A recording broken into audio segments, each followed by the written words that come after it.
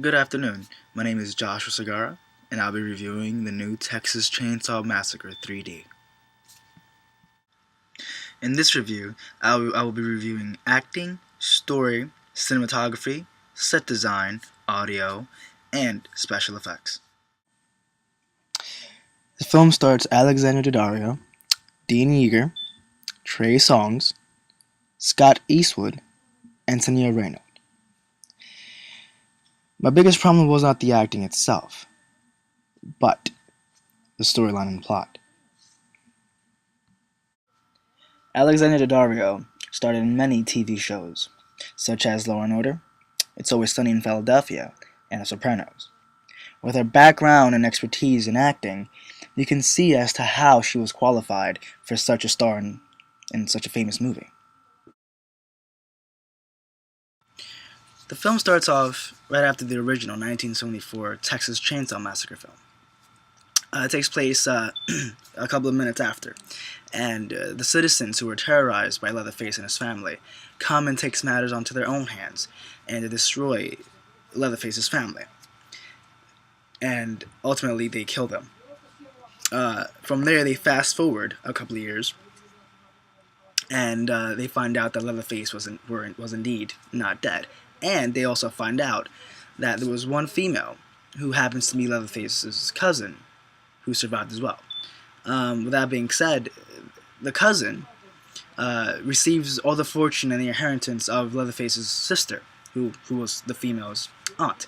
So she goes with her with her college buddies, and she makes herself a home.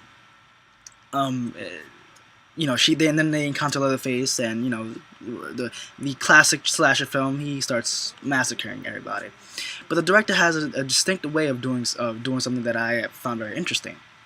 That instead of viewing as Leatherface an antagonist, towards the end he becomes a protagonist, because those who were terrorized by Leatherface in the past now are terrorizing Leatherface because of what he's done in the past. And he manipulates the audience, wanting the audience now being manipulated. They want Leatherface to win, which I found very interesting in his way of directing.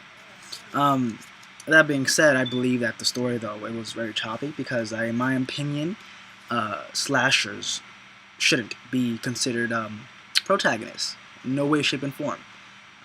Throughout the whole movie, I wanted him to die. I wanted him to reap his rewards, despite the fact that he was being bullied.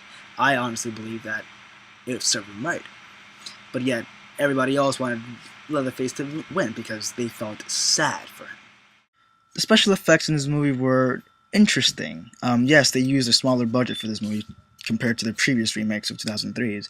But if you like the standard gore and blood and how well a person's guts looks on the big screen, then this movie is just for you. Now, the audio was okay. I'd say the music is what added the suspense to the entire movie. When it comes to the dialogue, there really isn't much to dwell upon on the dialogue, whereas this is a slasher film. All you have to keep a lookout is how well Leatherface can cut his victims up. It was really less dialogue, not too much. It wasn't really important. It's just how well the murders were in this movie. The cinematography was interesting in this movie. They found a way to pan the camera more so on Leatherface, giving him more screen time.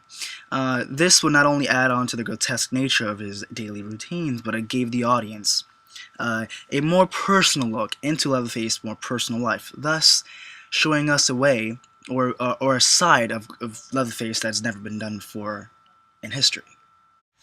Out of a rating system of 1 to 10, I give this movie a 5 out of 10. Simply because, as I said before, in my personal opinion, a slasher should not be considered as a protagonist. And that being said, at the end of the movie, there wasn't any real solution found.